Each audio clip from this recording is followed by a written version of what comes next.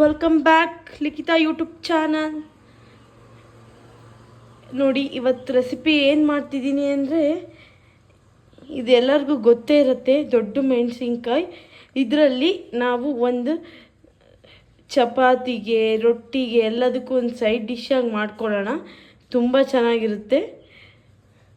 ಇದನ್ನು ಹೇಗೆ ಮಾಡೋದು ಅಂತ ನೋಡ್ಕೊಳ್ಳೋಣ.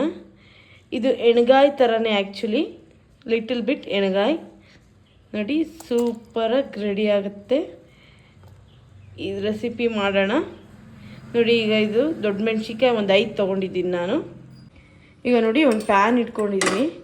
ಇದಕ್ಕೆ ಸ್ವಲ್ಪ ಆಯಿಲ್ ಹಾಕ್ಕೊಳ್ಳೋಣ.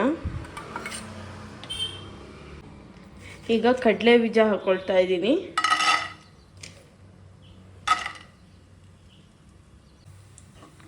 ಫ್ರೈ ಮಾಡ್ಕೊಳ್ಳೋಣ.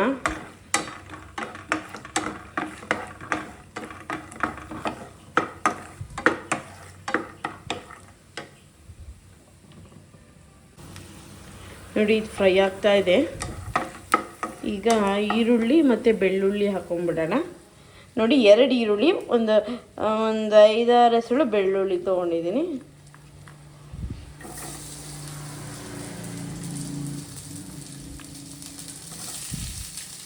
ನೋಡಿ, ಆ್ಯಕ್ಚುಲಿ ತುಂಬ ಜನ ವೀಡಿಯೋಸ್ ನೋಡ್ತಿದ್ದಾರೆ, ಸಬ್ಸ್ಕ್ರೈಬ್ ಮಾಡ್ಕೋತಿಲ್ಲ. ಬಟ್ ನೋಡಿ, ಈಗ ಹಳೆಬ್ರು, ಈಗ ಮಧುಗೌಡ ಆಗಿರ್ಬೋದು, ಅದೇ ಥರ ತುಂಬ ಜನ, ಮಾಯಾಲೋಕ ಅವ್ರದ್ದೆಲ್ಲ ತುಂಬ ಜನ ನೋಡಿ ಸಬ್ಸ್ಕ್ರೈಬ್ ಮಾಡ್ಕೊಂಡಿರ್ತೀರ. ಬಟ್ ನಮ್ಮ ಚಾನಲ್ ಇಷ್ಟೊಂದು ಕಷ್ಟಪಟ್ಟು ಮಾಡ್ತೀವಿ, ಬಟ್ ರಿವ್ಯೂಸ್ ಸಿಗ್ತಾ ಇಲ್ಲ, ಕರೆಕ್ಟ್ ರಿವ್ಯೂಸ್ ಸಿಗ್ತಾ ಇಲ್ಲ. ಬಟ್ ಯಾಕೆ ಅಂತ ಗೊತ್ತಿಲ್ಲ. ಬಟ್ ಇವತ್ತೆಲ್ಲ ನಾಳೆ ಸಕ್ಸಸ್ ಸಿಕ್ಕೇ ಸಿಗತ್ತೆ. ಬಟ್ ನೀವು ಸಪೋರ್ಟ್ ಮಾಡ್ತಿದ್ದೀರಾ ಅಂತ ಅಂದ್ಕೊಂಡಿದ್ದೀನಿ ನಾನು.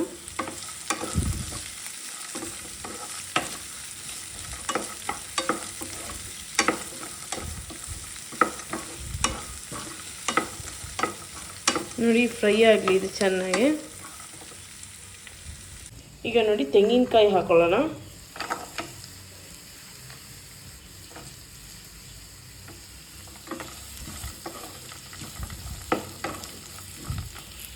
ಚೆನ್ನಾಗಿ ಫ್ರೈ ಆಗಬೇಕು. ಈಗ ಸ್ವಲ್ಪ ಅರಿಶಿನ ಪುಡಿ ಹಾಕ್ಕೊಂಡಿದ್ದೀನಿ. ಫ್ರೈ ಮಾಡ್ಕೊಂಬಿಡೋಣ.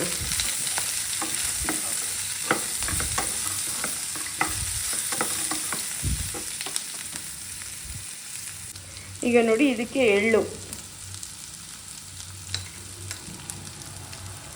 ಇಷ್ಟು ಹಾಕ್ಕೊಳ್ಳೋಣ. ಒಂದು 2 ಟೇಬಲ್ ಸ್ಪೂನ್ ಎಳ್ಳು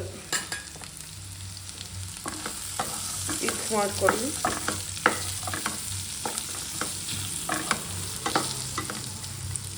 ಈಗ ದೊಡ್ಡ ಮೆಣಸಿನ್ಕಾಯಿ ಎಣ್ಣೆಗಳಿಗೆ ಇದೇ ಕುಶಣಿ ಕಾಳು ಅಂತ, ಇದನ್ನು ಹಾಕ್ಕೊಳ್ಳೋಣ. ಇದೇ ಮೇನ್ ಟೇಸ್ಟು. ಇದು ಅಷ್ಟೇ, ಒಂದು 2-3 ಟೇಬಲ್ ಸ್ಪೂನ್ ಹಾಕ್ಕೊಳ್ಳಿ, ಸಾಕು. ಚೆನ್ನಾಗಿ ಫ್ರೈ ಮಾಡ್ಕೊಳ್ಳಿ.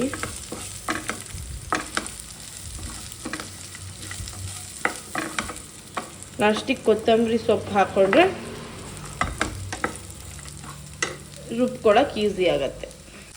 ಈಗ ನೋಡಿ, ಕೊತ್ತಂಬರಿ ಇಷ್ಟು ಹಾಕ್ಕೊಂಡು ಮಿಕ್ಸಿ ಮಾಡ್ಕೊಂಬಿಡೋಣ.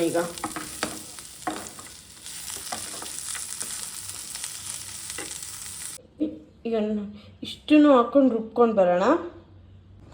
ಈಗ ನೋಡಿ, 1 ರೌಂಡ್ ರುಬ್ಕೊಂಡು ಧನಿಯಾ ಪುಡಿ ಹಾಕ್ಕೊಳ್ಳೋಣ. ಹುಣಸೆ ಹಣ್ಣು,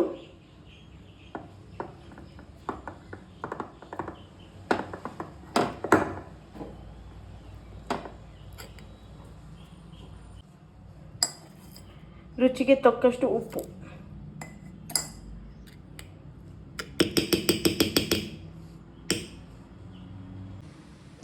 ಈಗ ನೋಡಿ, ಒಂದು ಪ್ಯಾನ್ ಇಟ್ಕೊಂಡಿದ್ದೀನಿ. ಆಯಿಲ್ ಹಾಕ್ಕೊಳ್ಳೋಣ.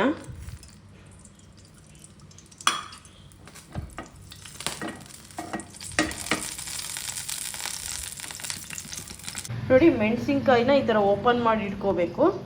ವಾಶ್ ಮಾಡಿ, ನಾನು ವಾಶ್ ಮಾಡಿದ್ದೀನಿ. ಈಗ ಇದಕ್ಕೆ ಫಿಲ್ಲಿಂಗ್ ಮಾಡೋಣ. ಈಗ ಎಣ್ಗಾಯಿ ಥರ ಫಿಲ್ ಮಾಡಬೇಕು.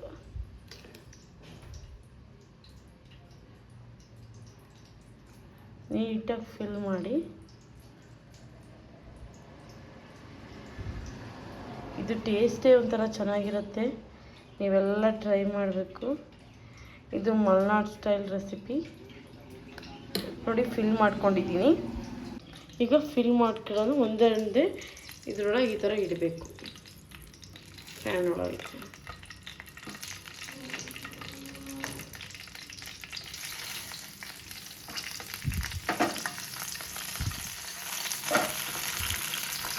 ಈ ಥರ ಎಣ್ಣೆಲಿ ಚೆನ್ನಾಗಿ ಫ್ರೈ ಆಗಬೇಕು ನೋಡಿ. ಒಂದು 5 ಮಿನಿಟ್ಸ್ ಈ ಥರ ಎಣ್ಣೆಲಿ ಫ್ರೈ ಆಗಲಿ. ದೊಡ್ಡ ಮೆಣಸಿನ್ಕಾಯಿ,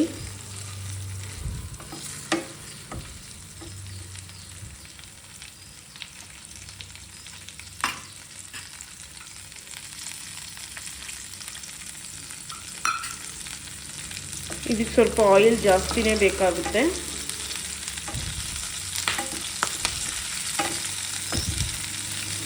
ಚೆನ್ನಾಗಿ ಹುರ್ಕೊಳ್ಳಿ. ಈಗ ನೋಡಿ, ಈ ಪೇಸ್ಟ್ ಇದೆಯಲ್ಲ, ಮಿಕ್ಕಿದೆಯಲ್ಲ, ಇದನ್ನು ಹಾಕೊಂಡ್ಬಿಡೋಣ.